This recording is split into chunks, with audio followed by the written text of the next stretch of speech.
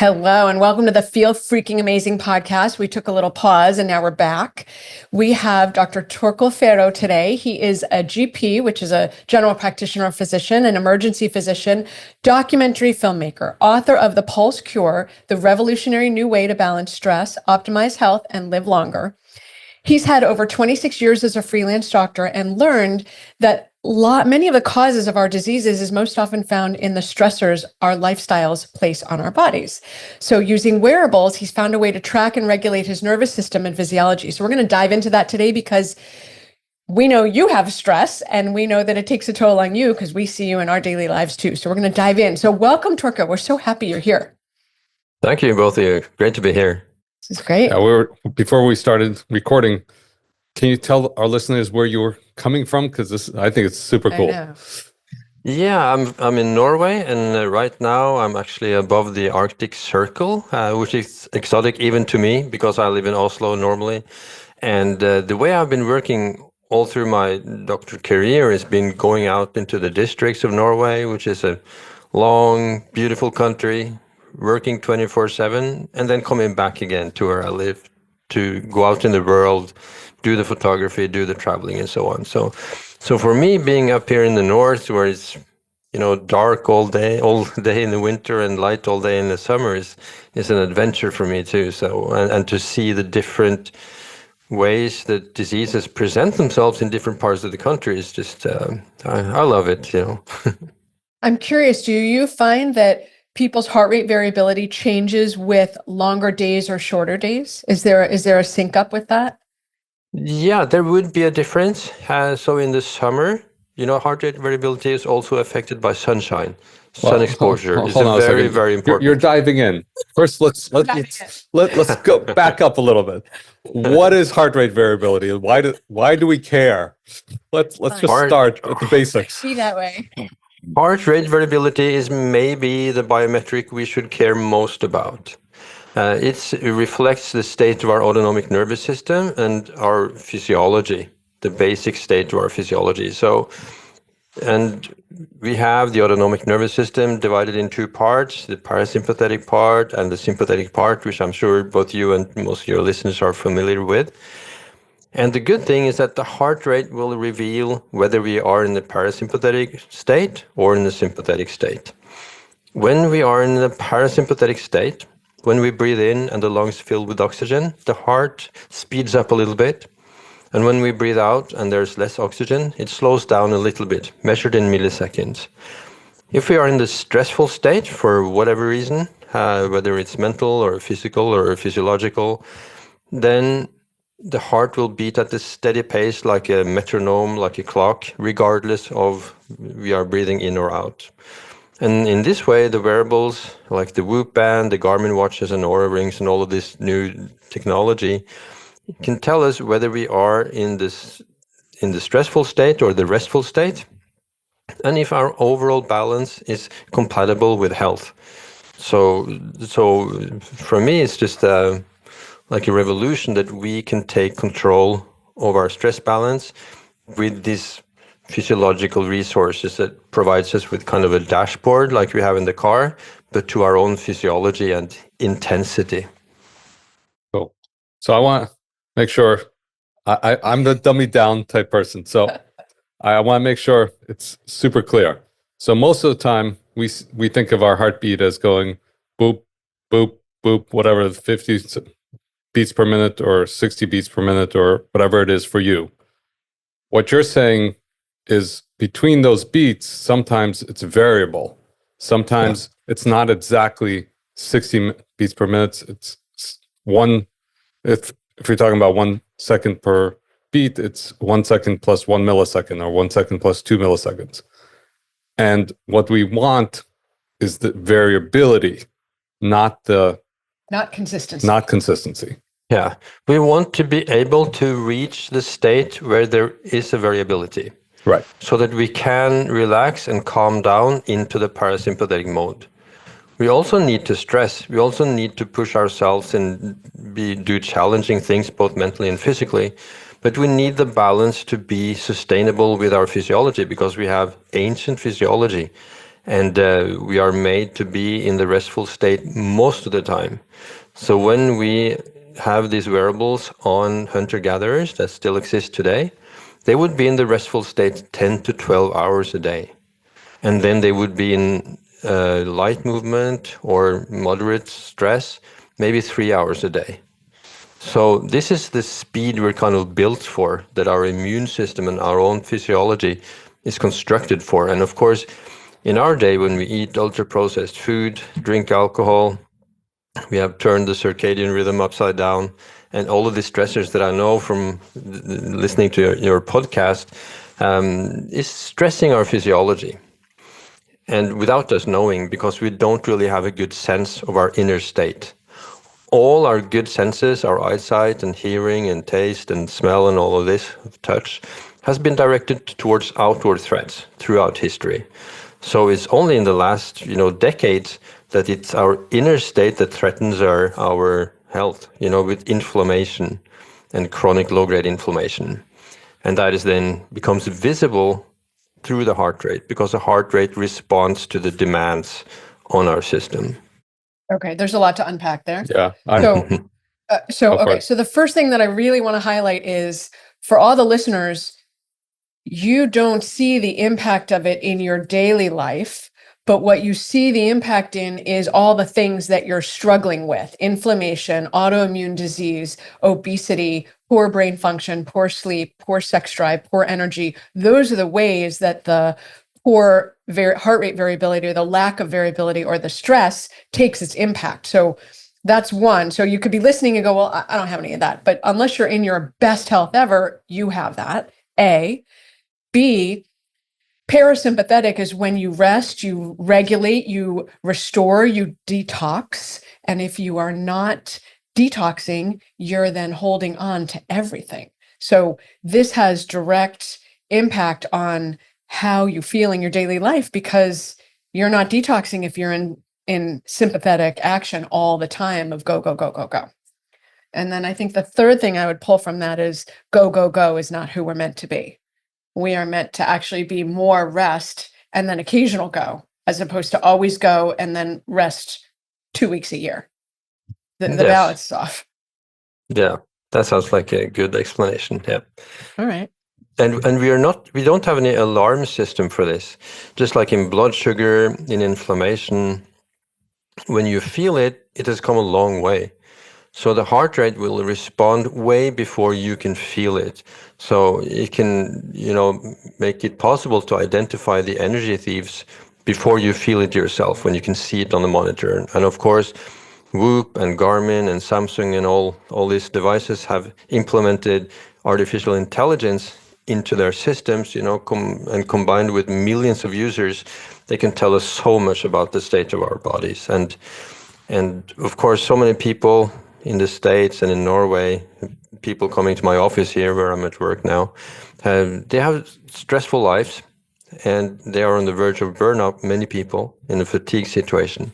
And you would not get into that situation without these devices warning you for a long time that you are overtaxing yourself. So let's talk about, well, first of all, you showed a cool little Show us your vendor example of what. So can you identify and walk us through what those are? And what are the differences? On my left wrist, I have a Garmin watch, which are the best tools, I must say. Best and also the cheapest and most accessible ones. Wow. If you want to micromanage your stress levels 24/7, or to be able to see the stress levels 24/7, you don't have to look at it all the time. That would be the Garmin watches. And they get their algorithms from the Finnish company Firstbeat, which is an experienced company in physiological measurements. And on the other wrist, I have the Samsung watch, which has recently been upping their game. It seems really good. And they also have a Samsung Galaxy Ring that is you can use in combination. I also have the Aura Ring, which is probably the most experienced of the rings. And I have a Norwegian, because there's so many gadgets now coming up, and there's a Norwegian ring also, Inspiring, that also seems to be good. So there are so many choices, so that a person can choose whether they want to have like an Aura Ring, which is not so intrusive, gets you a morning report, your readiness for the day. You get a score for your sleep, and you get your heart rate variability. And you can have the Garmin watch if you really want to find out, okay, my main problem of stress is between 1 and 3 o'clock when I'm in a meeting with a certain colleague that I'm not particularly, don't like very much. Problem is that your heart rate may go up for good or bad reasons. So when this colleague, you may be in love with him or her, or be annoyed by the person, so your heart rate will rise anyhow. But you have to do that detective work, because these devices, they have artificial intelligence, but they don't have the human intelligence. So you know what is going on inside your life. So you shouldn't make these devices, take full control of your life. Of course not. But they will tell you something about what's going on that you're not equipped to know. And you have to combine your intelligence with the artificial intelligence and the algorithms, and then take your decisions. Right. I mean, I think we've also talked about hermetic stress at many different points. And so you can know, is this stress that's causing you to grow, or is this stress that's just pounding away at your resilience? And people know, if you slow down enough, whether this is healthy stress or unhealthy stress. Yeah. And by the way, do you wear a wedding ring too? Is that just that's a non-device? That is the non-device here. Okay. Yeah. Okay. So and when did you want to show your device while we were at it? So I wear the Whoop. I used to wear the Fitbit, and I've been wearing the Whoop for 4 years, I think. And I love it. I mean, I use it. I mean, I know how I feel, but I'm also interested in understanding, is how I feel matching up with what's on paper, So yeah, I also use the Whoop band. So now I'm waiting for the number 5, and I don't have space on my arms for that one. And I've used it for 4 years myself, and it's a brilliant choice also. And also, what is good about it is that it doesn't have a screen. So if you don't want to be able to see your heart rate, at any time, then it's a good choice also. What about the Apple Watch? And you don't wear it? Is that just because you don't have wrist space, or? I've been wearing it, but it doesn't seem to be as good as the other choices. So it's been more erratic, I think, in the what I can see. Although if you really need to have an Apple Watch, then the app is called Athletic, the combination between athlete and analytic. I think it's the best one over those. But I think the ones I wear now, they have a different standard. So probably, maybe in half a year, Apple will be having some improvements, because it's so much happening here. And the good thing is that now there's money in preventative healthcare.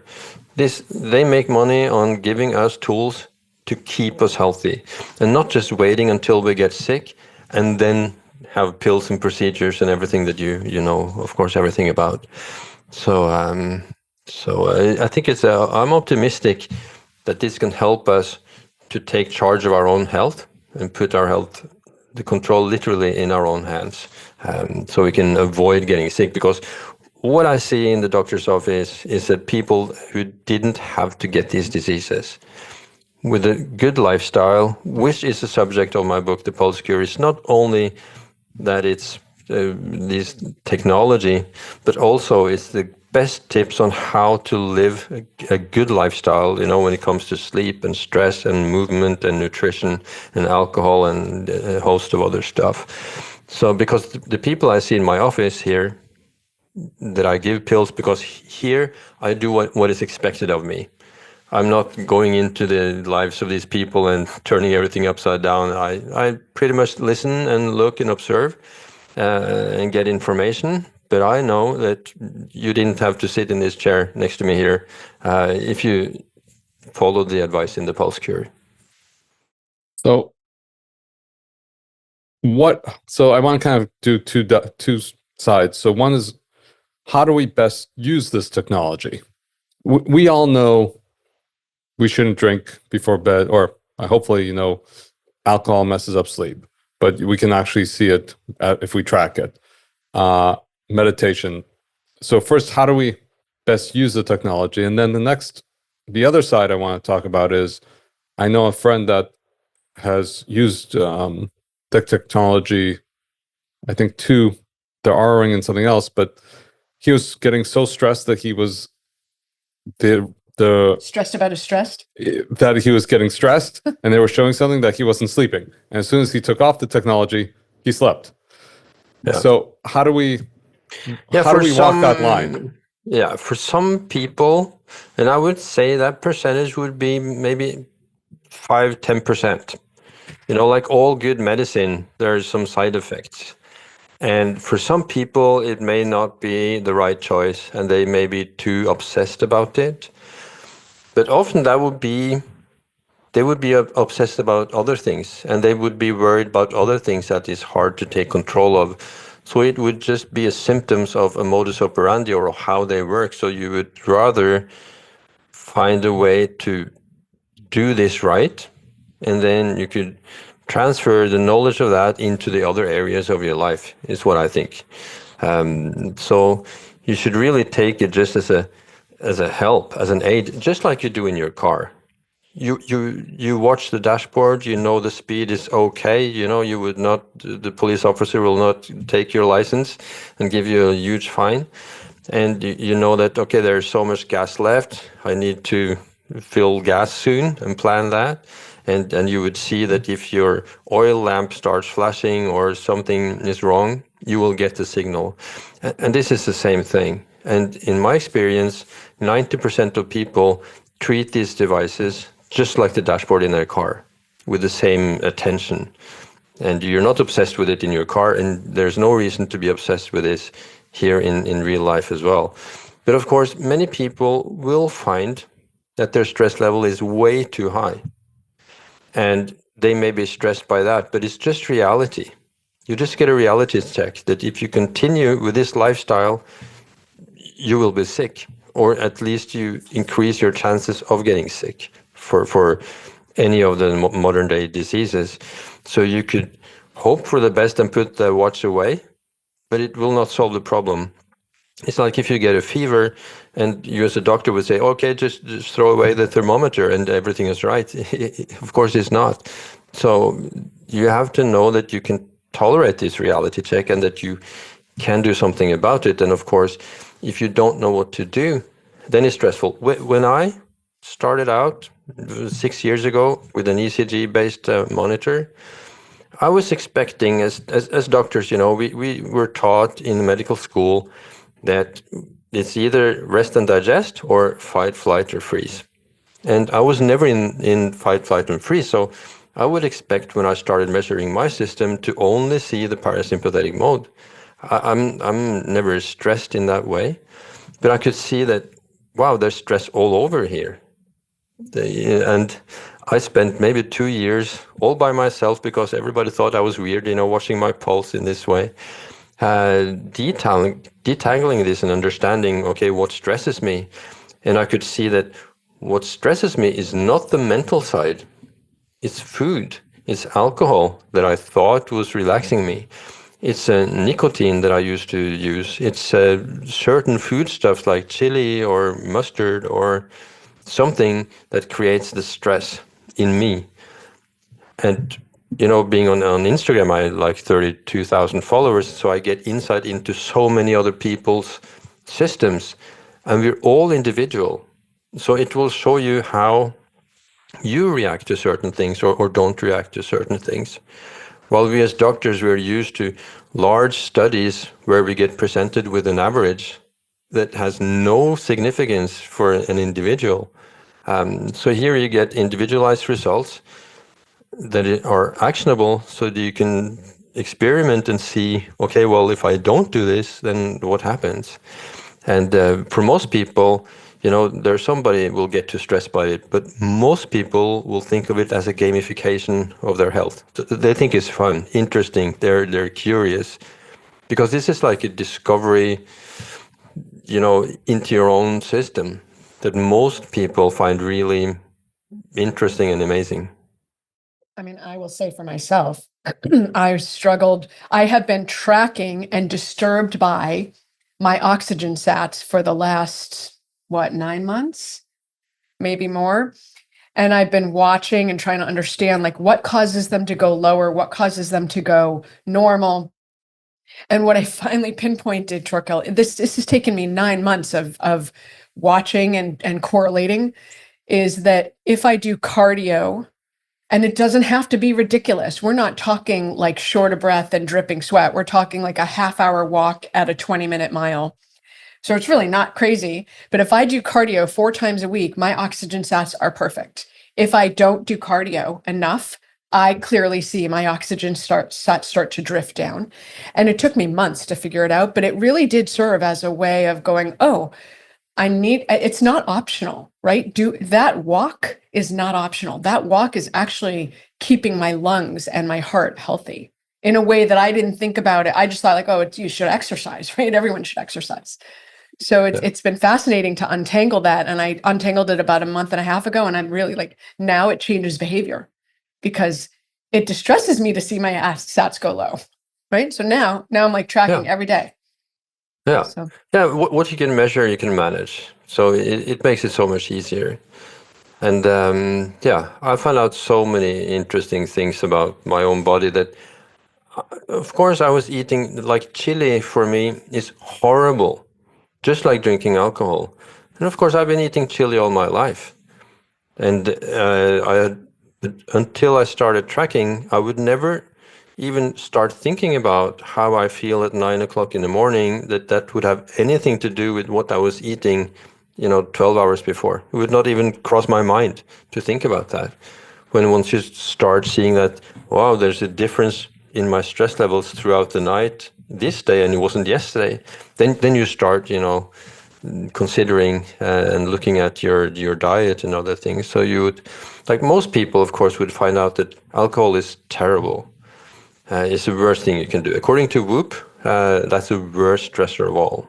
And I, as a doctor, used to have 2 glasses of wine to wind down an evening. That's a word that I thought it was the best thing, and it was the worst thing. So it kind of tells you how hard it is to find these things out. And also late meals. So I need to stop eating anything, maybe 3 or 4 hours before I go to bed. So a lot of people find this out too. And also hard exercise. I used to take, 100 push-ups and then go to bed. Terrible choice, And then when I could see the readings, okay, I'll do it at 6 o'clock instead of at 11 o'clock.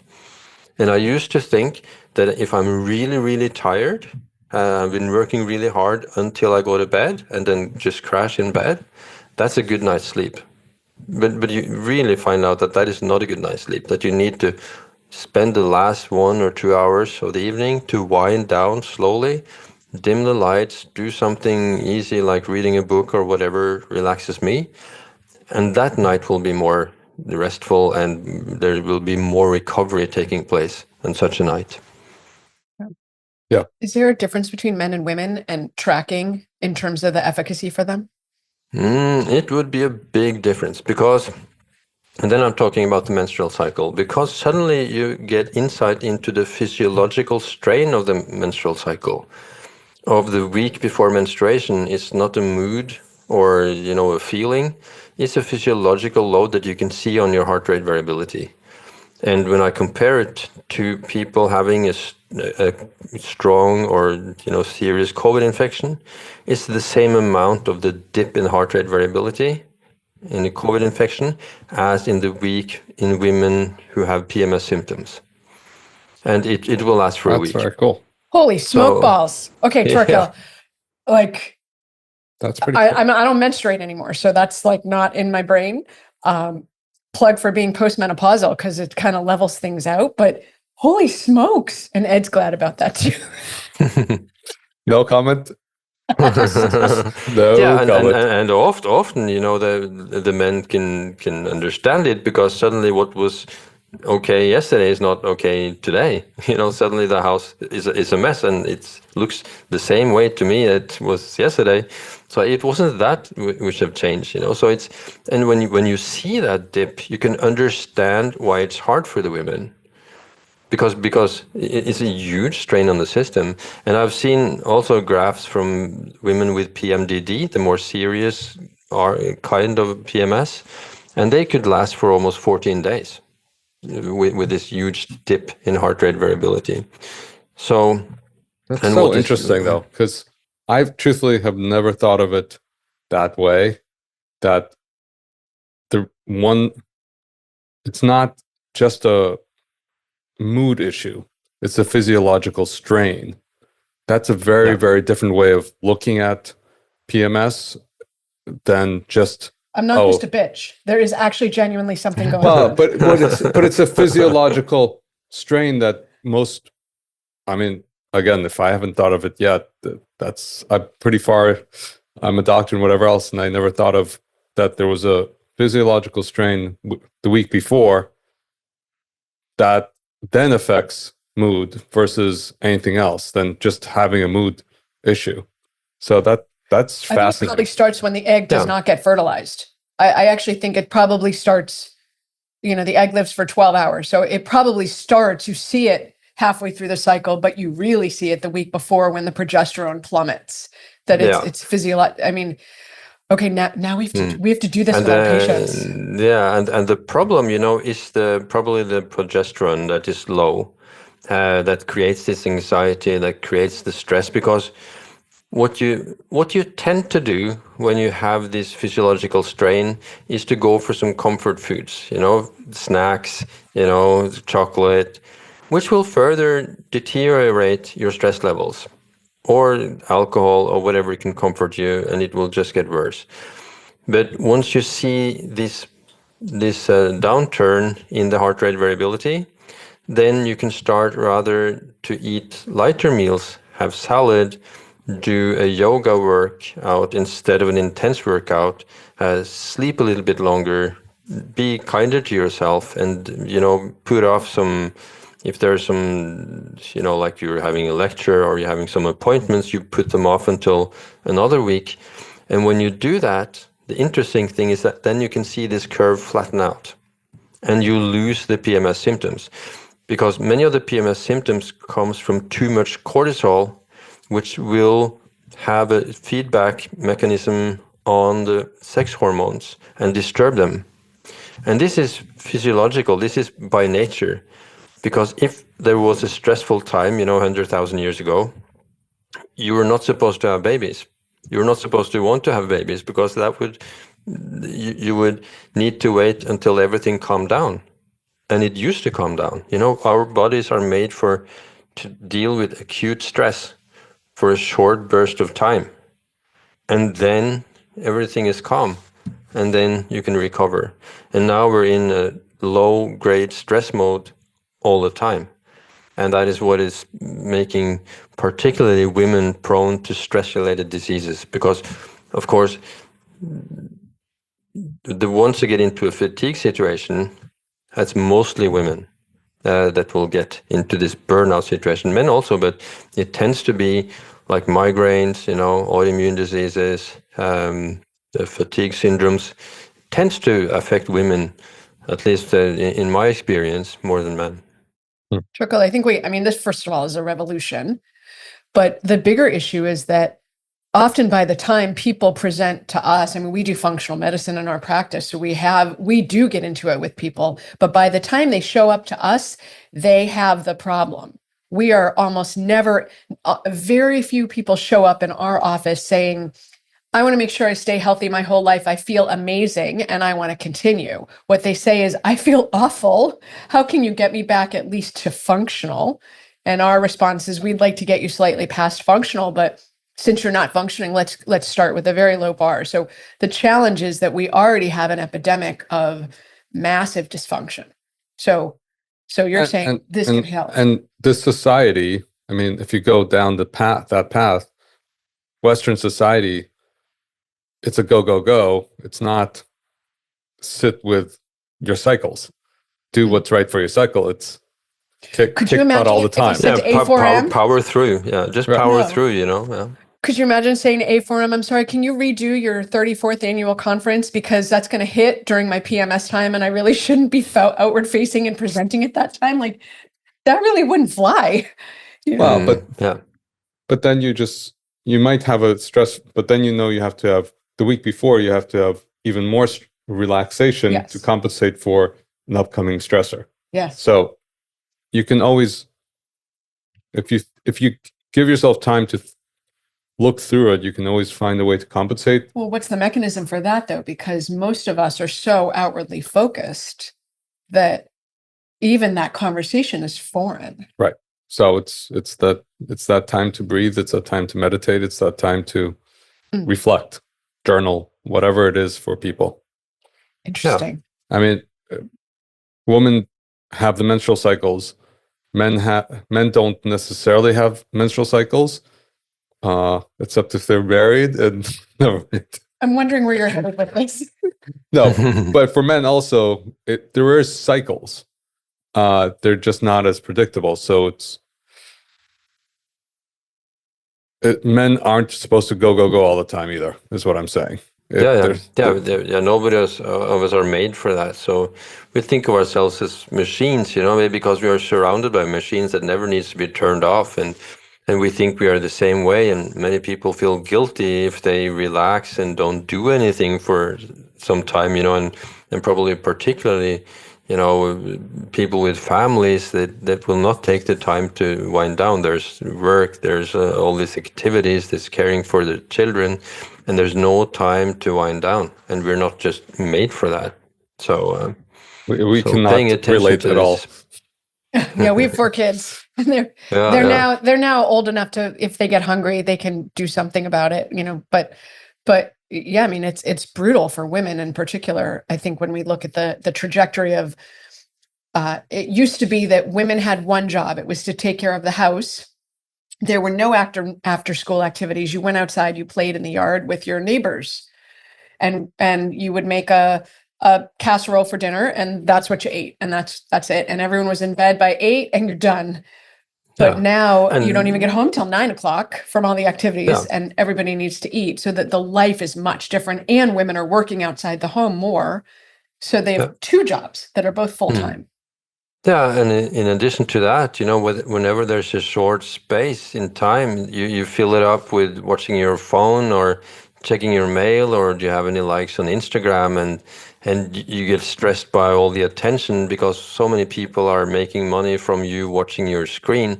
So we're on all the time, and we don't think that there's a price for that, but it is. So it's super important, and the whole reason for the success of this book, because it's been just a huge success in Norway. It has.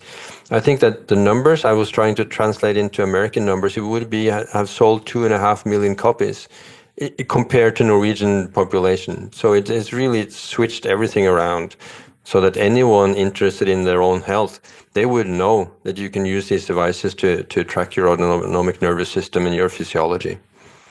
I mean, we've covered a lot. So let me recap. So alcohol is bad for you. I call it the devil. Alcohol is the devil. Bad for you. Don't forget the sugar. Sleep. Devil. Sugar's the other devil. Yeah. Eating late is not helpful for rest and restoration. And one thing I will say is, if you do eat late, or in general, walking or doing mild exercise helps really reduce that. If you do have to eat late, going for a walk. 10-minute walk. Are you talking about like 10, short walk, short, easy walk. Yeah, that's right.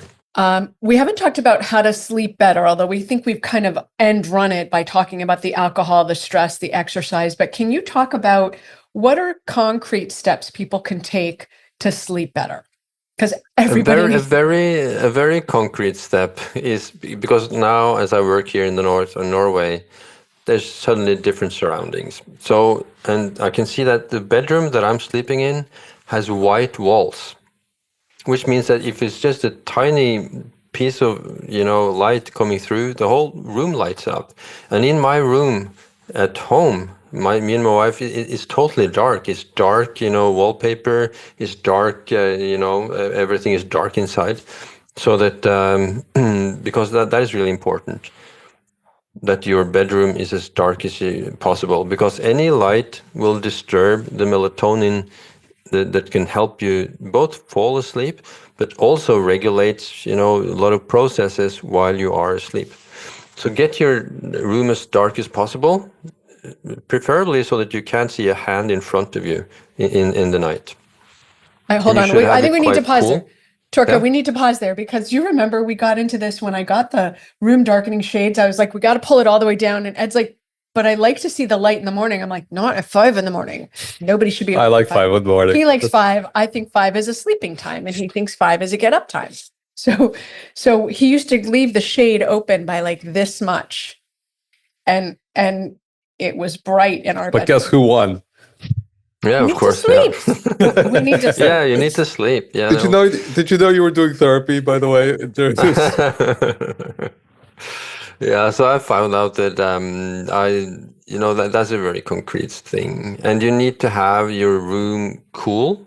I'm not sure about Fahrenheit, but you need to have your room quite cool, so that a warm blanket is not necessarily the best thing for your recovery. It may be comfortable, but you would be able to see on your watch or your ring that the colder or at a certain sweet spot in the temperature is better for your recovery, which is probably something to say with the way we evolutionary come from. From Africa, it would still be cold at night in the altitudes. Is there a difference between what men and women need in terms of temperature? It seems so. So I know that 8 sleep is very popular in the States, where you can regulate your temperature, and you can find different temperature probably for it. It would probably be individual also. So there would probably be some differences between men and women, but I don't think it's that big. So in Celsius, it's between 15 and 18. I think that would be around 60 degrees. Fahrenheit. I think there's somewhere around that, plus or minus. Quite much cooler than most people have, or that I used to have before I could see this on my watch. So, and then, as I said, you need to wind down the last hour or two in the evening. You need to dim down the lights, maybe have some blue blocking glasses in the summer, or if it's too much light inside. And do some activities that you can see on your watch, or that will calm you down. So, which would be, for me, is reading. For other people, it could be watching TV. So it isn't necessarily so that watching TV is bad for you. For some, it's good. For some others, it's not. So you'll find out what helps you to find your sleep. And you should have 7 to 8 hours of restorative sleep during the night. So not only sleep, but it's restorative. And you would be able to see in the night, maybe you have sleep apnea, for example. So many people have that and they don't know it. And you would be able to see that this stresses your body, that the stress would be high even in the night. So, yeah. And of course, avoid late night meals, 3 or 4 hours before you go to bed. Stop eating. These are all pretty achievable steps. You're not saying go climb Mount Everest. You're saying, eat earlier, don't do a hard workout before bed, avoid alcohol, move gently, do things that are restorative. And it sounds like prioritize restorative, which is the hardest part. Yeah. And you should also, maybe the most important thing is to have sleep consistency, so that you go to bed and wake up at more or less the same time every night. And the difference could be quite huge when it comes to sleep, because, me as a doctor, earlier I used to work in a lot of nighttime, evening shifts, morning shifts, to twist and the day around the whole time. And of course I knew it was terrible, and I knew it was very uncomfortable working, 5 a.m. But that it was carcinogenic, that you could get really sick from doing that. We didn't know as doctors, I think, 15 years ago. And now we know, according to Matthew Walker, the guru on sleep, who wrote the Why Do We Sleep book, in that book, he refers to research that shows that if you sleep less than 6 hours compared to more than 7 hours, you double your risk for cancer. So it's a huge effect getting enough sleep. And when you have enough sleep, you wake up in the morning feeling refreshed, and it's easier to do better choices throughout the day. If you wake up and you're already behind, you don't feel refreshed, you're tired already, that I used to be. Then you have the chocolate, then you skip the exercise, then you take the easy choice because you cannot muster the energy to do the good choice. So it all starts with sleep. So the Pulse Cure, I call it an expedition in the Pulse Cure because changing your life is hard, even with these tools. So you have to brace yourself for some real effort. And you start, with sleep, and you have the different stages of the expedition, and then you go on to movement and stress regulation and to nutrition. Is for the hardest thing for at least for me and many people to learn how to take good choices, and of course, staying away from ultra-processed food, and particularly the food that is addictive, the ones that you find, at the end of the supermarket, when you're tired after making all the choices. That's the food that you really don't want. And when you can see the result on your wearables, it's so much easier to take the good choice when you know what you will expect to see the day after. So when you were, lying in the sofa watching Netflix and having some snacks, you would think that you're relaxing, but your heart rate will respond to the stress of the food that you're eating for so many people. So you had mentioned you like the Garmin the best, but if people are, is it appreciably different that Garmin is so much? I mean, Garmin's really big, and it's too big for my wrist. It doesn't. It can be small even because they have a very female-oriented catalog.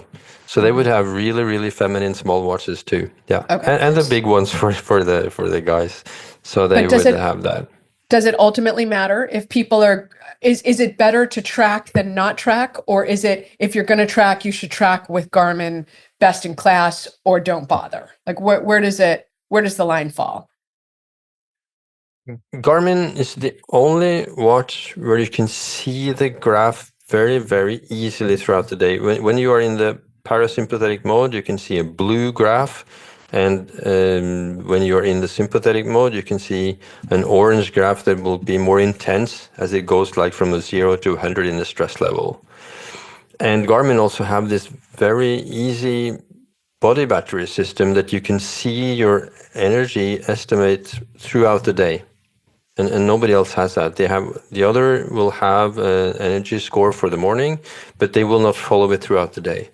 So it has a much easier way to show you the stress level. And my mother at 82, she has full control of this, and my daughter and son have had it since they were like 13 or 14. So it's really easy to find, and it's the only system where you can find that, okay, the stress started half an hour after the meal.